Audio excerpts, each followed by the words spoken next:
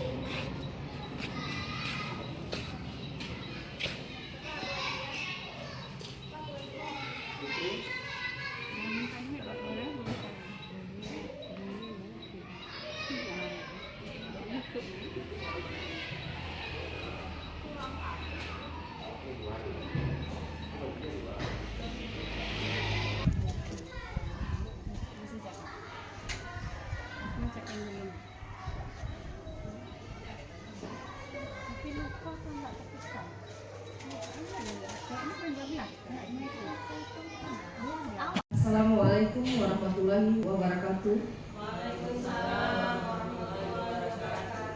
Alhamdulillah, syukur kepada Allah Subhanahu wa taala yang mana telah melakukan acara dalam acara hari ini penyebaran pemahaman di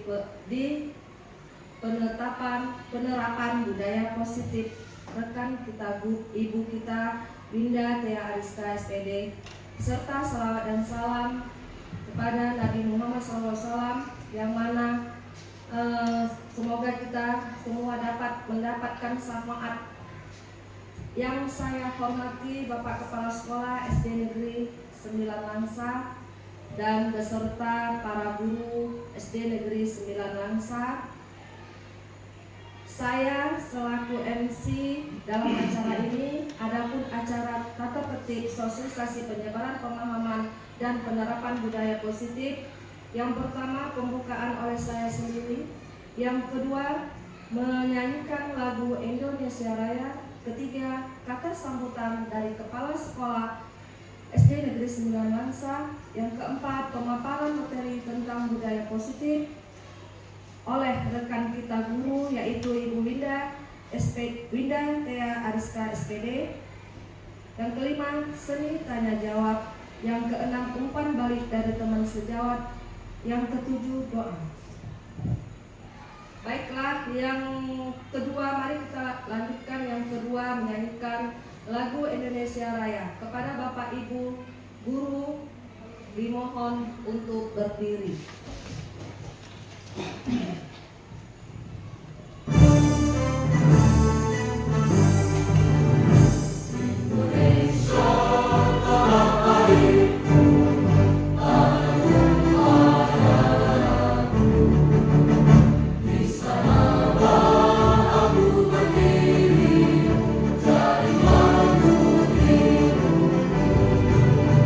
Indonesia kebangsaanku, bangsa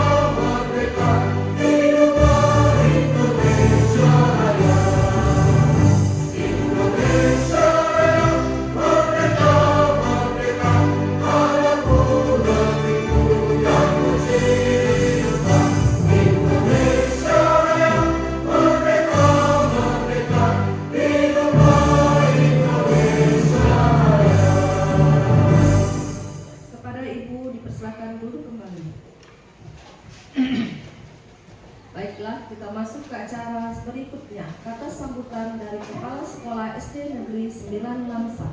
Kepada Bapak, Ibu silakan.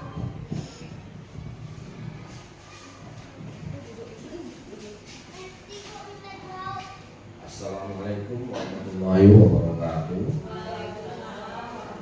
Pertama-tama marilah sama-sama kita panjatkan puji serta syukur kita kepada Allah Subhanahu wa Ta'ala, yang mana pada hari ini kita diberikan kesempatan, kesehatan dalam melaksanakan tugas kita sebagai pendidik. Selawat beriring salam, marilah sama-sama kita sambung sekitar kehidupan Nabi besar Muhammad SAW yang telah membawa umatnya dari alam jahiliyah kepada alam Islamiyah. Alhamdulillah, pada pagi ini kita akan melaksanakan penerapan tentang budaya positif yang akan telah membuat aksi nyata Ibu Winda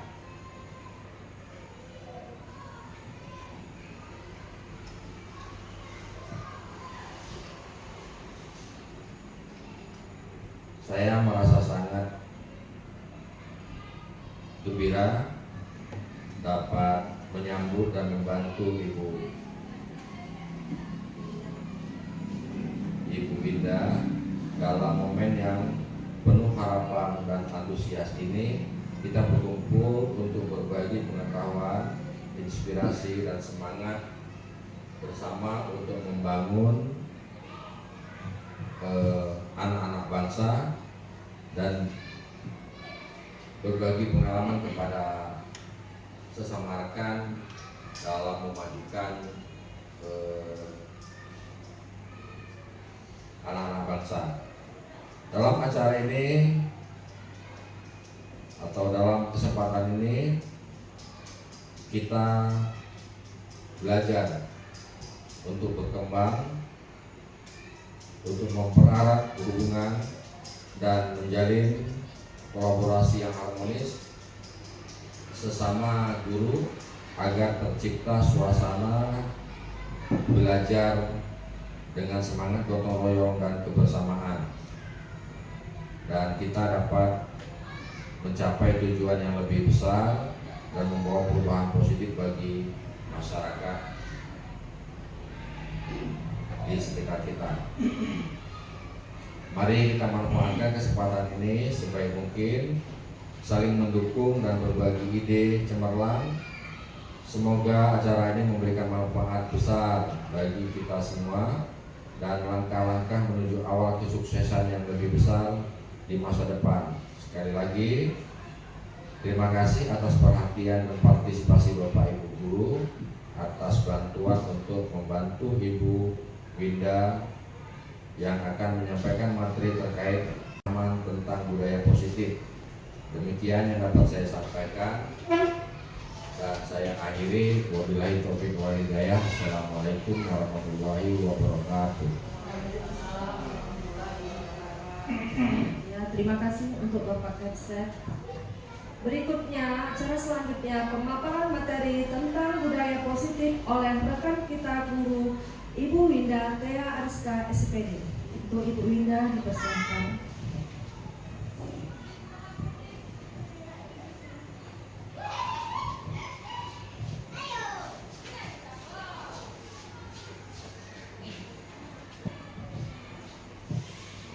Bismillahirrahmanirrahim. Assalamualaikum warahmatullahi wabarakatuh. Alhamdulillahirabbil alamin, wassalatu wassalamu ala asrafil anbiya'i wal mursalin wa ala alihi washabbihi ajma'in. Puji dan syukur marilah sama-sama kita panjatkan kehadirat Allah Subhanahu wa taala yang mana telah memberikan kita kesehatan, keselamatan sehingga kita dapat berkumpul di tempat yang sederhana ini guna untuk mengikuti aksi nyata saya yang mana berjudul penyebaran pemahaman dan penerapan budaya positif. Salawat beriringkan salam tak lupa pula saya sanjung sajikan kepada baginda Nabi besar Muhammad SAW yang mana telah memberikan kita dari alam kegelapan ke alam ilmu pengetahuan yang serba teknologi sekarang ini yang kita rasakan.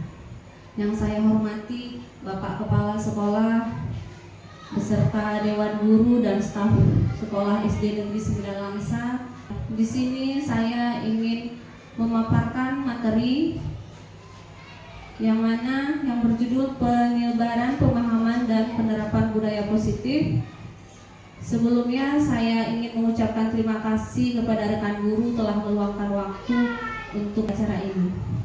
Nah, kita lihat di sini judulnya penyebaran pemahaman dan penerapan budaya positif. Nah, kita di sini diskusi ya ibu-ibu ya. Sebelum kita melakukan diskusi, saya ingin melakukan kesepakatan kelas. Ya, kira-kira apa Bu kesepakatannya? Di sini ada menghargai siapapun yang berbicara. Ada lagi? Iya, terima kasih Bu Lina, menghargai pendapat orang lain ya. Kemudian mengikuti secara tertib. Oke. Selanjutnya.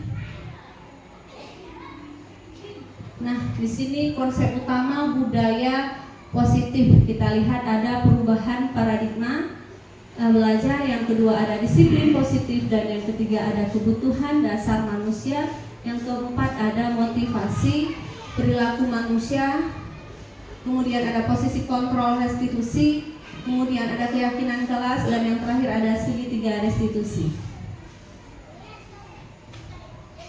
Nah, yang pertama saya akan membahas tentang pembelajaran dengan paradigma baru.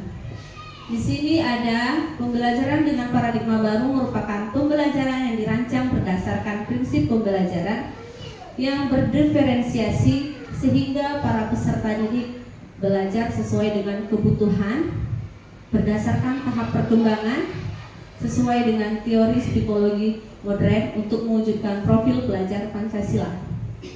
Nah, saya ini mau bertukar pendapat dulu sama ibu-ibu.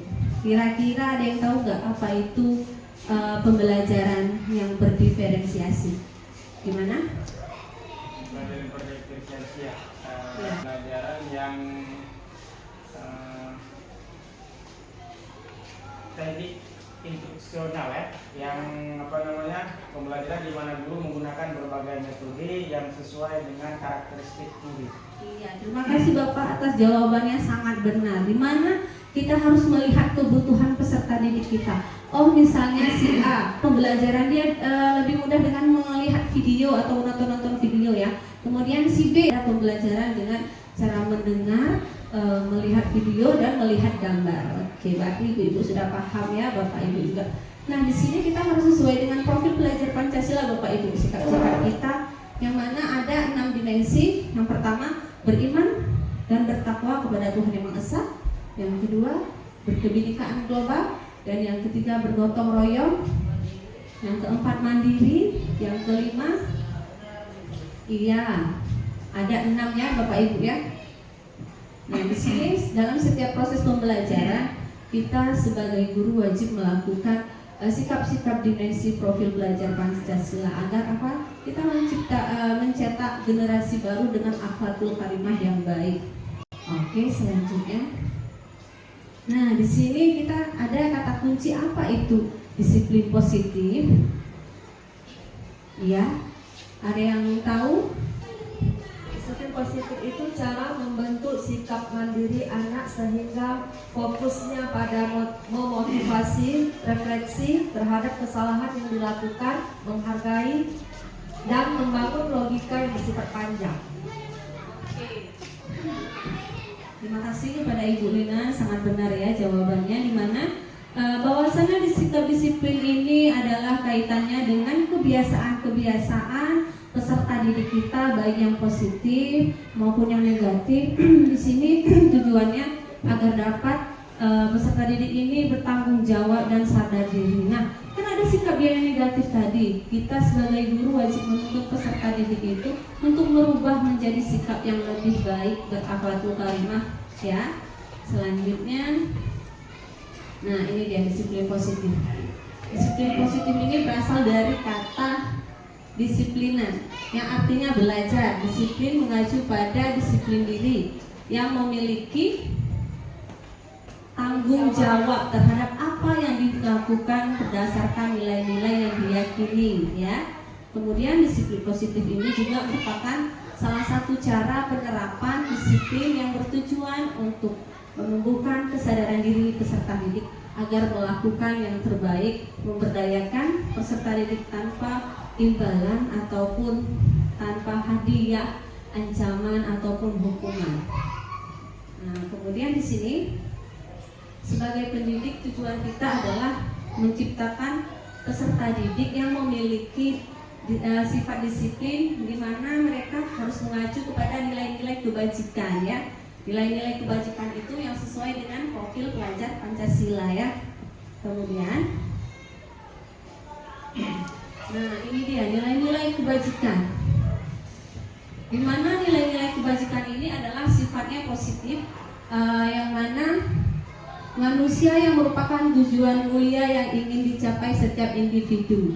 Pasti kita sebagai makhluk Tuhan yang Maha Esa, kita ingin memiliki nilai kepribadian yang baik, sopan santun, serta berperilaku yang baik sesuai bahasa, bangsa, agama maupun latar belakang.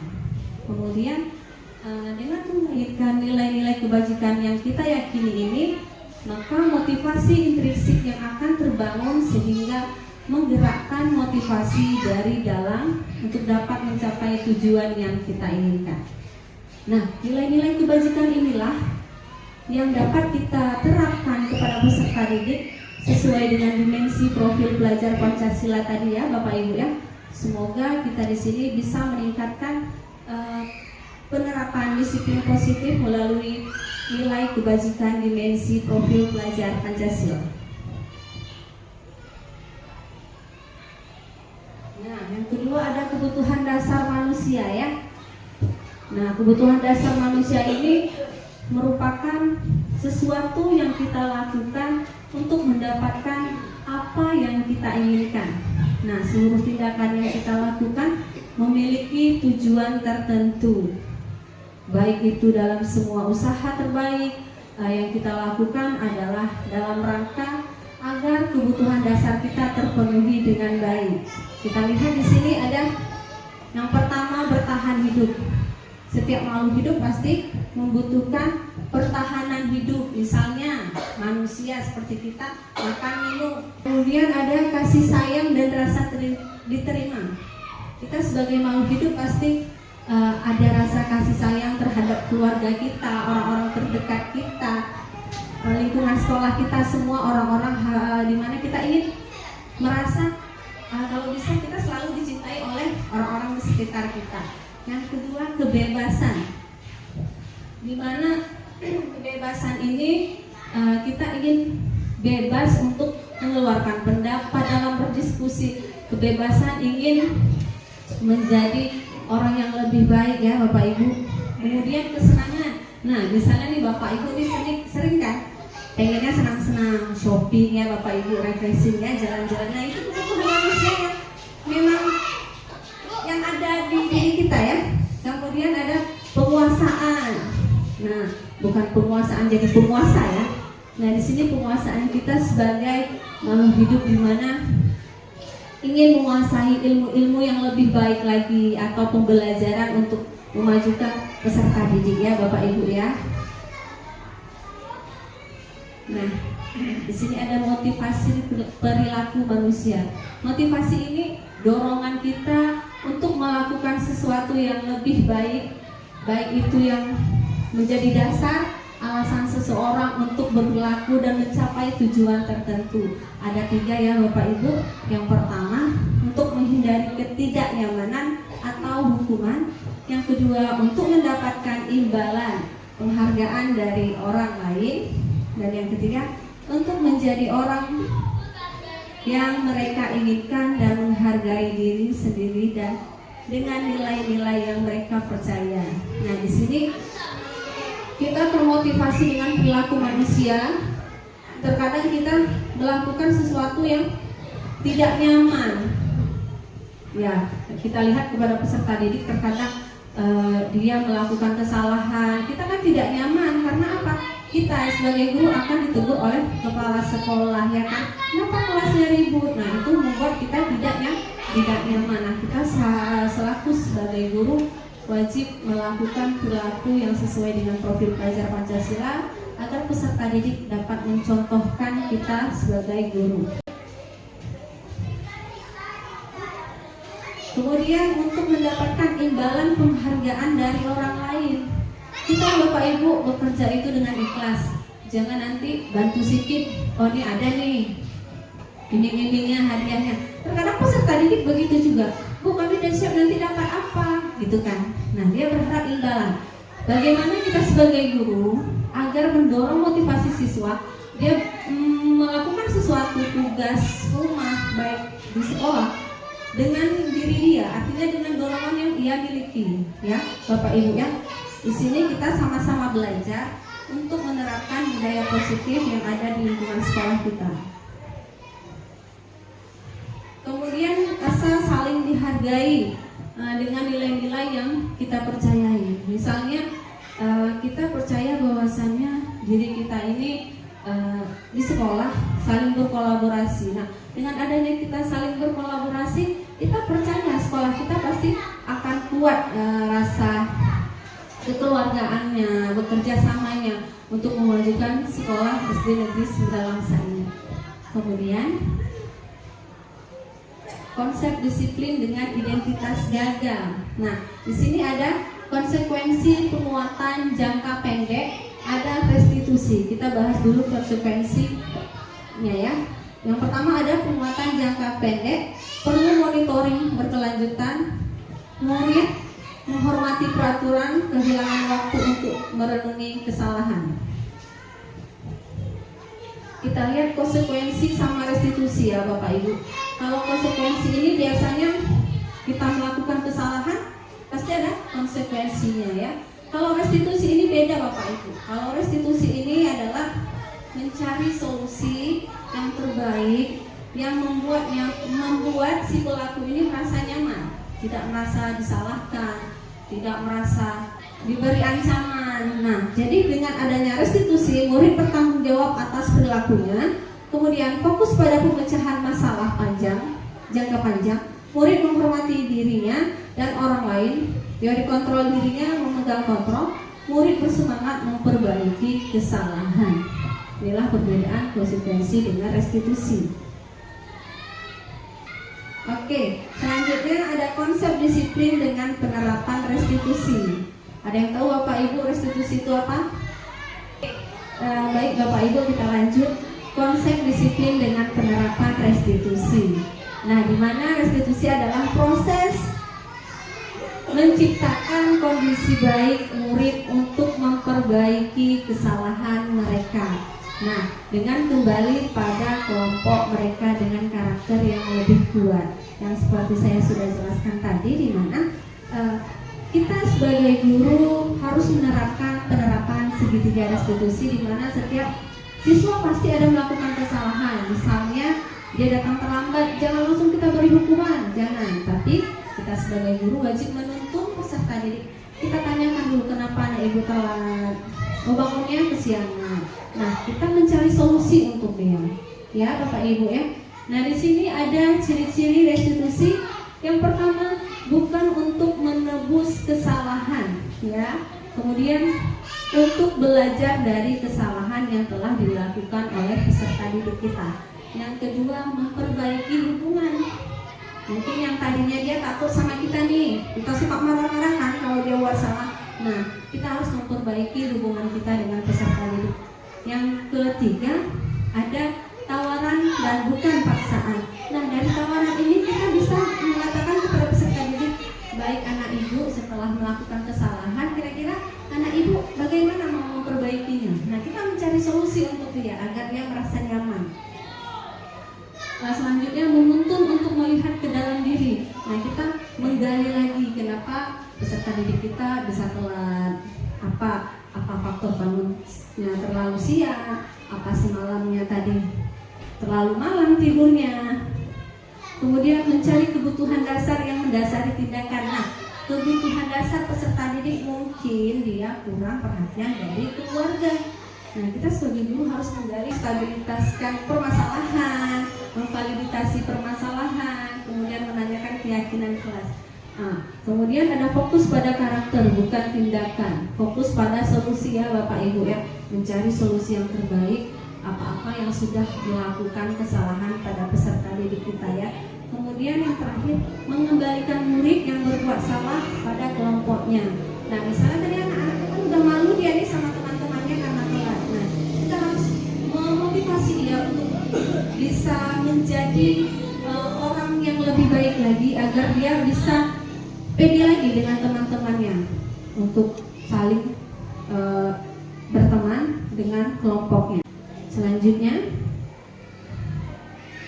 nah ini dia perbedaan antara konsekuensi, hukuman, dan restitusi.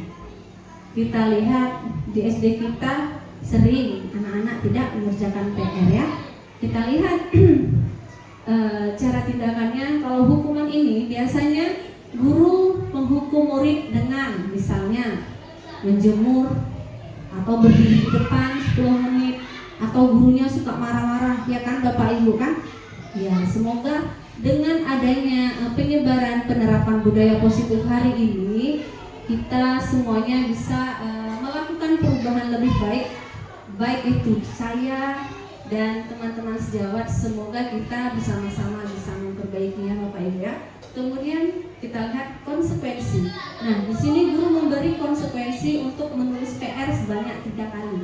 Bahkan kadang juga kita buat kata-kata sampai penuh buku ya nak. Saya harus rajin buat PR gitu kan, sampai penuh buku. Nah, itu namanya konsekuensi. Kemudian di sini guru kadang-kadang tegas. Karena apa? Dia menghormati peraturan, ya Bapak Ibu. Kemudian restitusi. Nah, guru menanyakan keyakinan kelas. Kira-kira anak ibu nggak buat PR benar atau salah ya kelakuannya? Nah, itu Bu, restitusi itu kita mencari solusi, membuka pemikiran si anak tadi benar atau tidak tingkah lakunya yang tidak buat PR tadi ya. Kemudian guru terbuka dan murid pun menghormati dirinya dan orang lain. Nah, itulah perbedaan hukuman, konsekuensi, dan restitusi ya Bapak Ibu.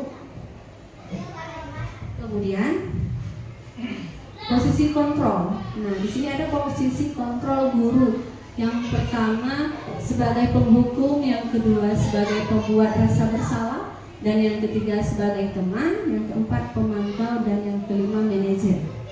Kira-kira ibu-ibu biasanya nih posisi kontrol guru yang mana nih? Kira-kira gimana Ibu Afrida?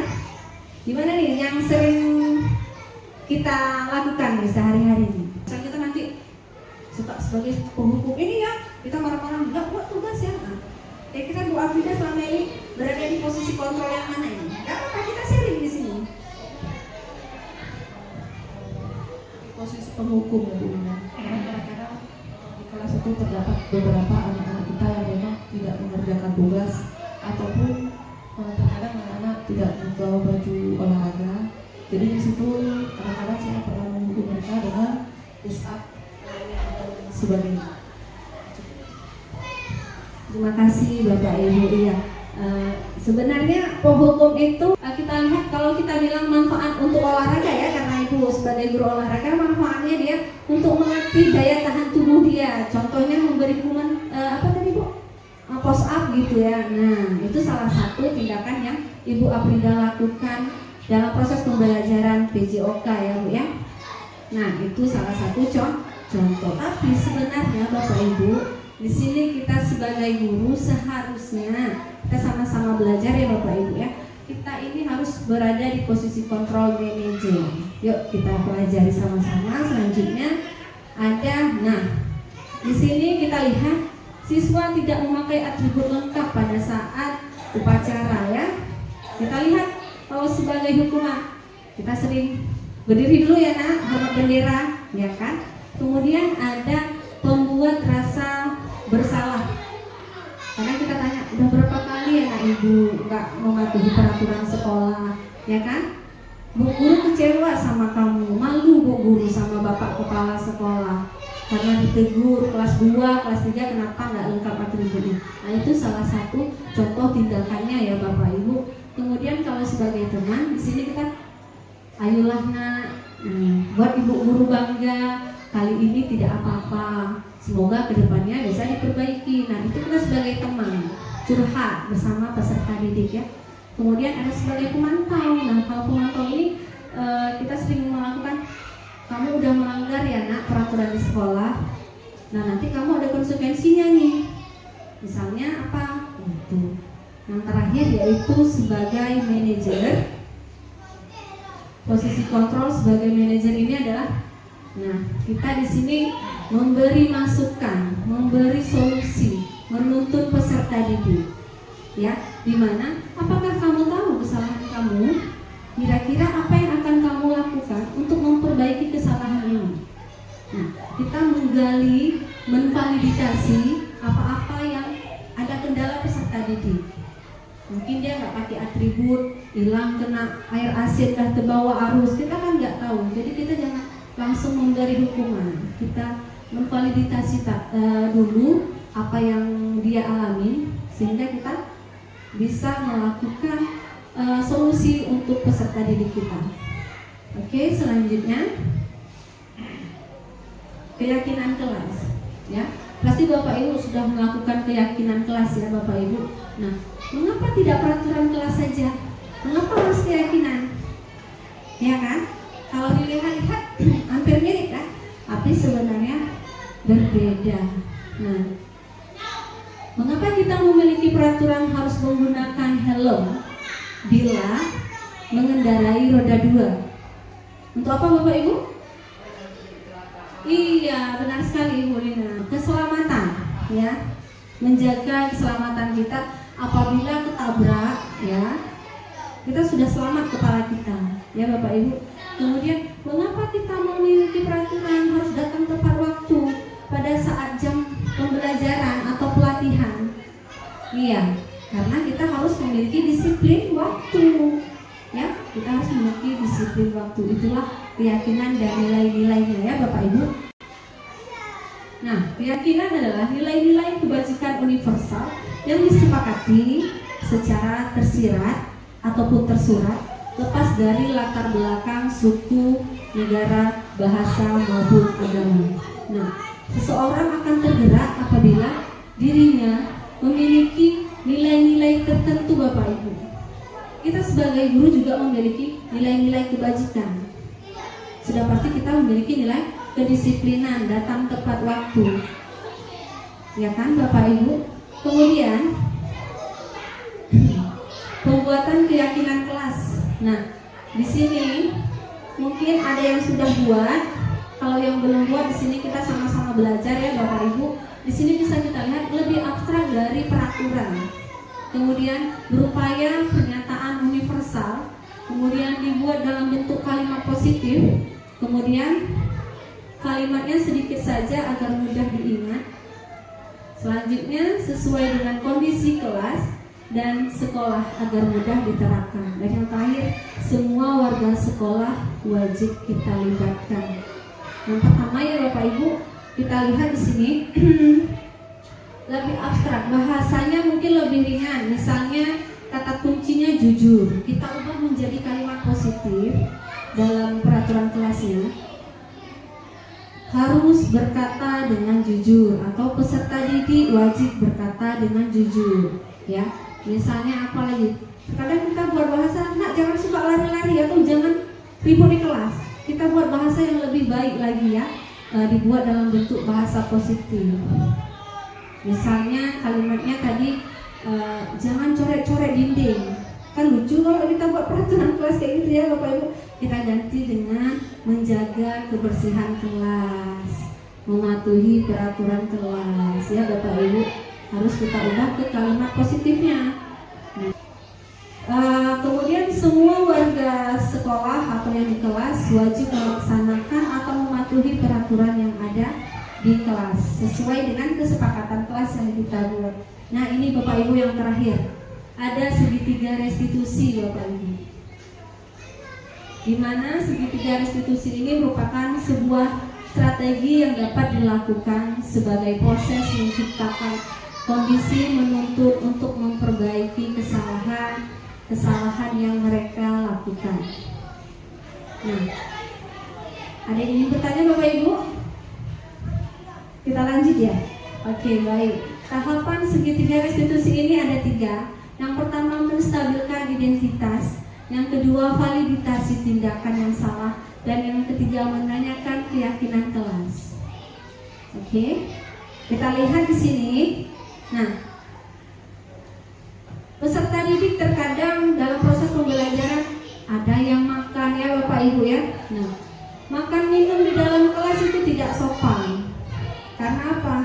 Tidak saling menghargai. Karena kita kan dalam proses pembelajaran lagi menerima materi, tiba-tiba ada yang makan di kelas saya. Nah, jadi tindakan yang saya lakukan yang pertama, kenapa makan di kelas? Oh, dia sudah lapar. Kenapa lapar sayang? Nggak sempat sarapan? Enggak, katanya buru-buru. Oke. Kemudian, jadi kita di sini sebagai guru mencari solusi, menstabilkan, kemudian validasi tindakan yang salah. Kita tanyakan lagi, kira-kira benar atau salah perbuatan kamu nak makan di kelas? Salah. Iya, kenapa salah? Karena tidak sesuai dengan kesepakatan kelas yang telah kita buat. Ya kan? Kita tanyakan lagi kepada peserta didik kita, kira-kira anak ibu kapan bisa melakukan perubahan untuk tidak dapat melakukan kesalahan, misalnya makan di kelas tadi.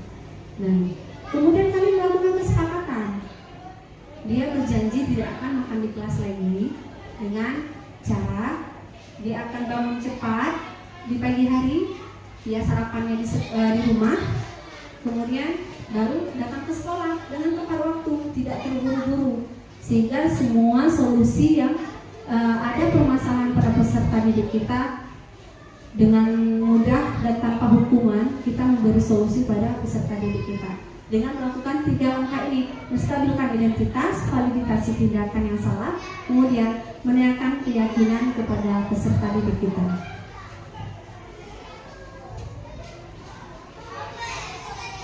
Nah, terima kasih Bapak Ibu atas waktunya. Mungkin hanya ini yang dapat saya sampaikan, lebih dan kurang saya mohon maaf. Saya akhiri. Assalamualaikum warahmatullahi wabarakatuh. Ya, terima kasih buat Bu Ida untuk pemahamannya. Ya, mungkin termotivasi bagi kita ya Ibu Bapak Guru untuk melakukan perubahan bagi peserta didik kita sesuai karakteristiknya. Ya, acara selanjutnya yaitu acara sesi tanya jawab.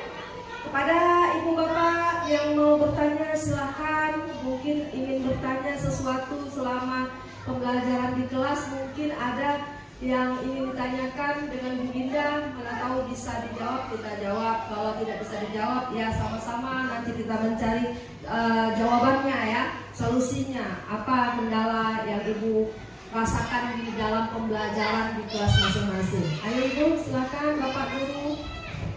Silakan Pak Pian.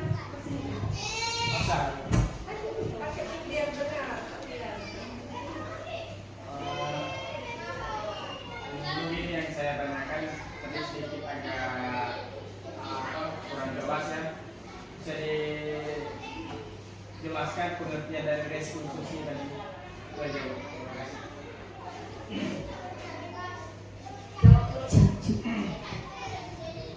Terima kasih Bapak atas pertanyaan yang Bapak berikan.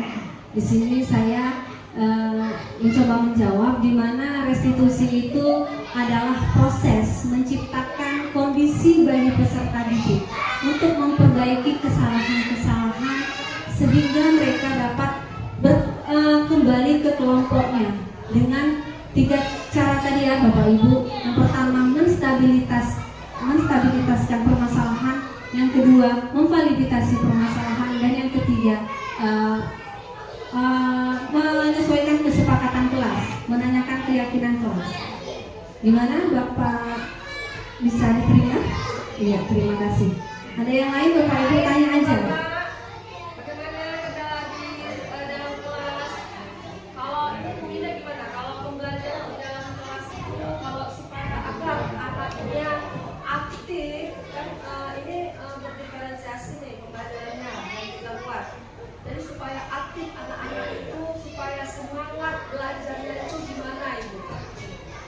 Terima kasih kepada Ibu Nina atas pertanyaan yang sangat bagus ya.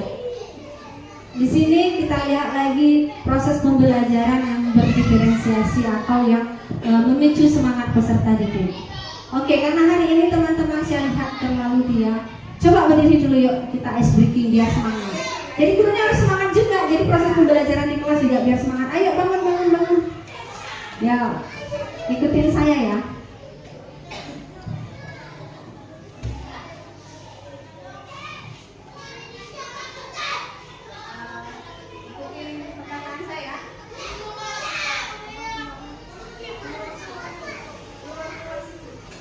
Ada musiknya, Bu? Sekarang ikutin saya. Kepala, pundak, lutut, kaki. Nah, sekarang Bapak Ibu ikutin perkataan saya. Ikutin perkataan saya. Perkataan ya, bukan tindakan ya. Kepala. Ayo, mana kepala? Ayo, kepala. Jangan kita perkataan ya, jadi lucu. Perkataan ya, perkataan. Kepala, pundak, lutut, kaki. Ya. Ya, gerakan konsentrasi saya ya. Sekarang, kalau saya bilang panjang, ibu-ibu keluarnya pendek. Kalau saya bilang pendek, ibu bilang pan. Ya, kembalikan ya kata-katanya. Sekarang panjang. Pendek. Ayo. Pendek. Panjang. Pendek. Panjang. Pendek. Panjang. Ya, kita tepuk semangat lagi ya. Tepuk semangat. Ha. Ya, terima kasih.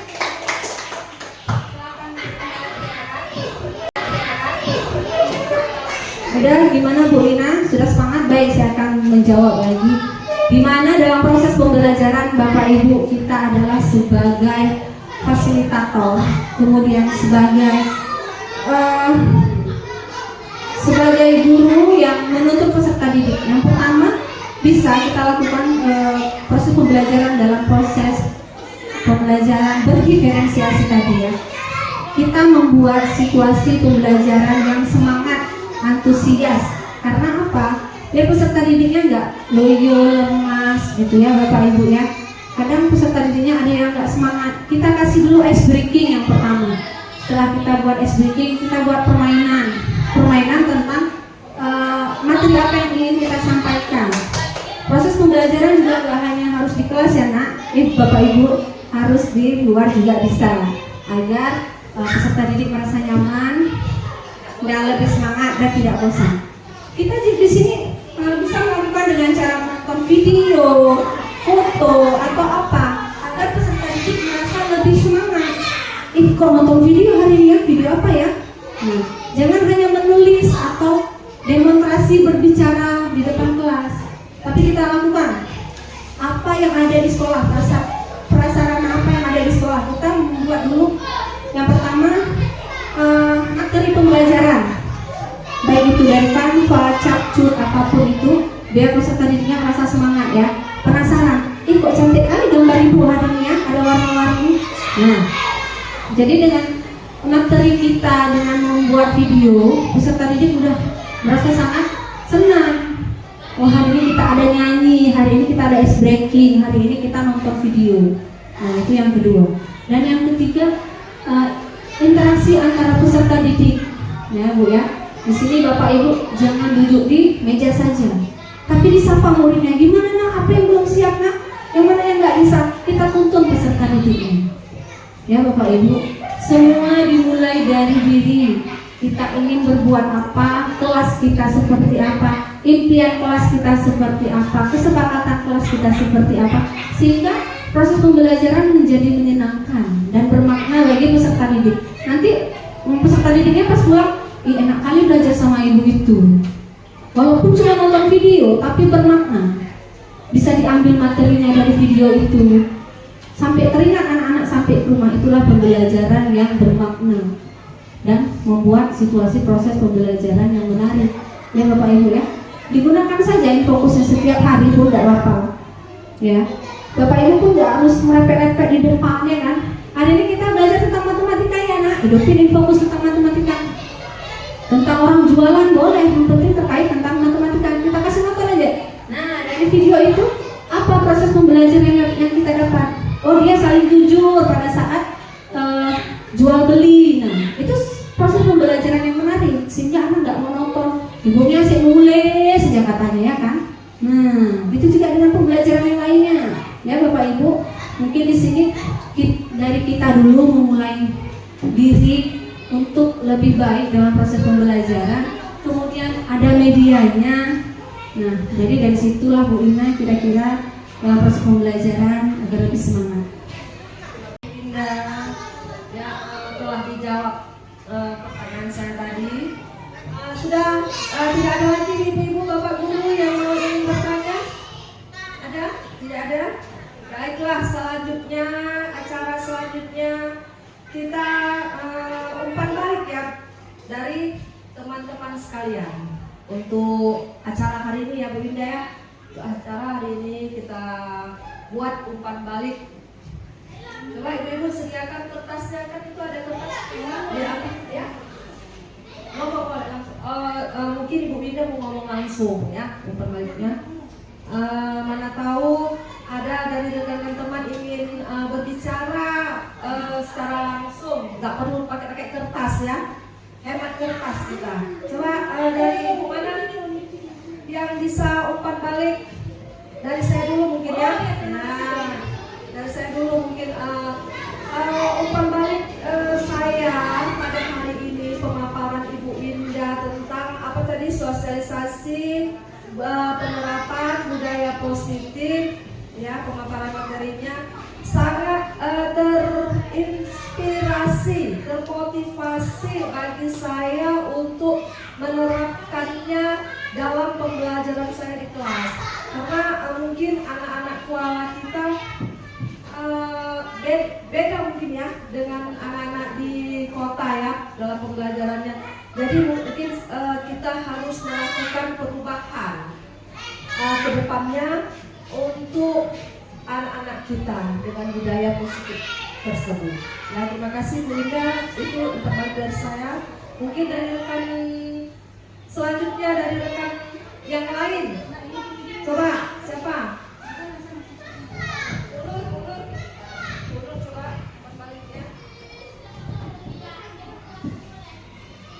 Terima kasih kepada Bu Indah.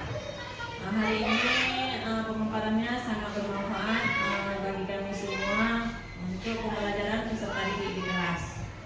Ini saja. Assalamualaikum warahmatullahi wabarakatuh. Warahmatullahi wabarakatuh. Ya, terima kasih kepada Bapak Ibu. Acara kita sudah selesai. Saya di sini ingin mengucapkan terima kasih, ribuan terima kasih telah meluangkan waktu, telah berpartisipasi dalam aksi nyata modul 1.4 saya. Semoga kita semua dapat menerapkan budaya positif dalam lingkungan sekolah kita. Apapun yang terjadi di lingkungan sekolah kita, semoga kita sama-sama mencari solusi, mencari pencerahan agar peserta didik kita merasa nyaman ya Bapak Ibu. Mohon maaf kalau saya ada kata-kata yang salah di sini. Saya bukan menjadi orang yang berdiri di depan ataupun menggurui ibu-ibu, bukan ya Bapak Ibu. Saya di sini mencoba memberi pemahaman atau menyebarkan pemahaman yang tadinya tidak tahu, kita sama-sama menjadi tahu ya Bapak Ibu. Mungkin hanya ini yang dapat saya sampaikan, lebih dan kurang saya mohon maaf. Saya akhiri. Assalamualaikum warahmatullahi wabarakatuh. Dan berakhirnya acara pemaparan hari ini, mari kita tutup dengan doa ya. Bismillahirrahmanirrahim. Al-Fatihah. Alhamdulillahirabbil alamin, arrahmanirrahim, maliki yaumiddin, iyyaka na'budu wa iyyaka nasta'in, ihdinas siratal mustaqim, siratal ladzina an'amta 'alaihim ghairil maghdubi 'alaihim waladdallin. Amin. Wabillahi taufiq wal hidayah. Wassalamualaikum warahmatullahi wabarakatuh.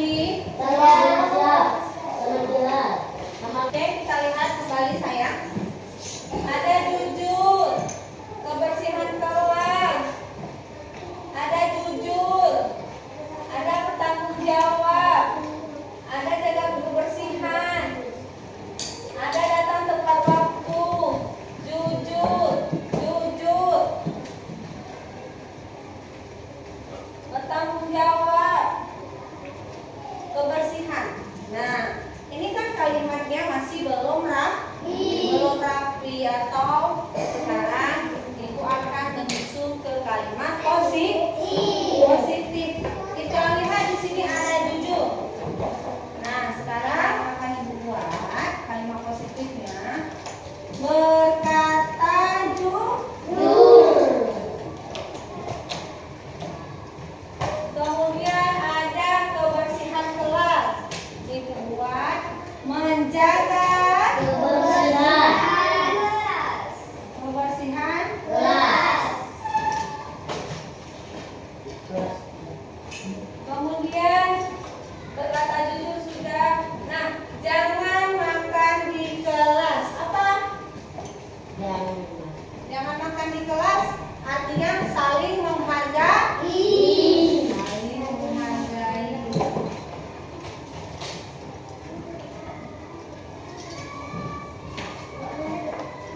Lalu saling menghargai, tidak boleh ribut, tidak makan di kelas, tidak boleh coret-coret dinding, itu namanya saling menghargai. Kemudian datang tepat waktu.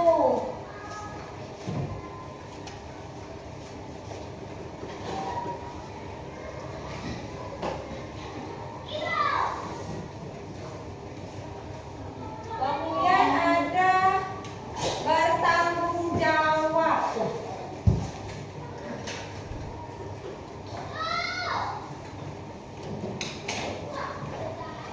Nah, Ibu akan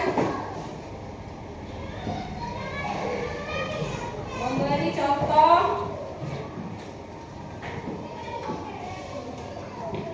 kedisiplinan dalam lingkungan sekolah ya. Kita nonton sama-sama. Salah satu contoh murid kelas 3 perlu menjalankan kedisiplinan kelas. Ada siapa di sini? Teng teng.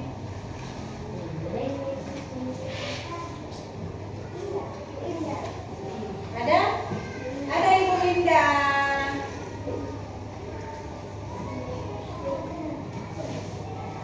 Nah, ada Ibu Win. Nah, di sini waktu Ibu membuat demonstrasi kontekstual modul 1.4 budaya positif. Nah, kita lihat sama-sama apa itu restitusi. Nah, restitusi adalah proses menciptakan kondisi bagi murid untuk memperbaiki kesalahan mereka. Dengan cara apa? Kesepakatan kelas. Iya, dengan cara kesepakatan kelas atau dengan cara menstabilkan permasalahan, menvalidasi permasalahan, kemudian menanyakan keyakinan kelas. Nah, itu cara segitiga restitusi. Nah, ini dia menstabilkan identitas, memvalidasi yang salah, menanyakan keyakinan kelas. Apa keyakinan kelas kita tadi? Berkata jujur, menjaga kebersihan, saling menghargai, datang tepat waktu, bertanggung jawab. Oke, itu kesepakatan kelas kita. Sekarang Ibu akan memberi contoh tayangan video pada peserta didik kelas 3. Nah, yang pertama, ini anak kelas 3 memakai sendal, ya. Kemudian ada anak kelas 3 salah pakai baju. Waktu olahraga harus pakai baju olahraga. Ini juga nih, kenapa pakai baju pramuka hari ini ya? Kan saya oh, ada baju 2 lapis. Ya, lupa Ibu. Ini karena hujan, kita tidak melakukan olahraga.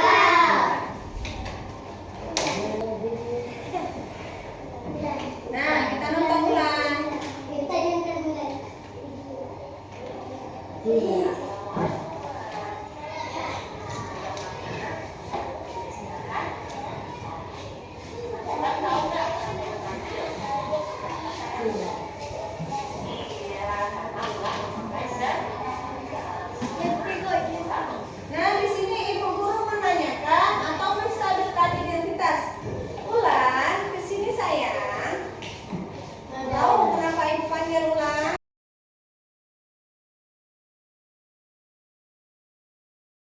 Assalamualaikum warahmatullahi wabarakatuh.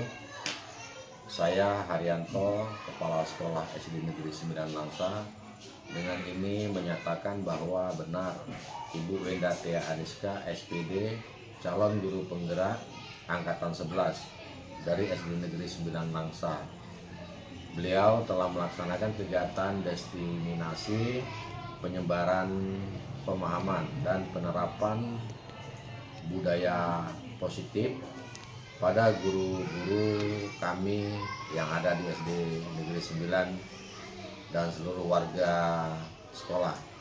Semoga apa yang disampaikan oleh Ibu Winda dapat bermanfaat dan diterapkan budaya positif di SD Negeri 9 Langsa.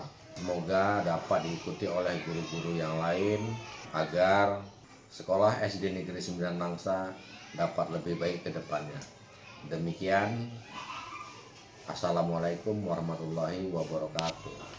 Assalamualaikum warahmatullahi wabarakatuh. Saya Fitriana SPD, guru SD Negeri 9 Langsa. Saya adalah rekan sejawat dari Ibu Winda Tia Ariska SPD, calon guru penggerak Angkatan 11.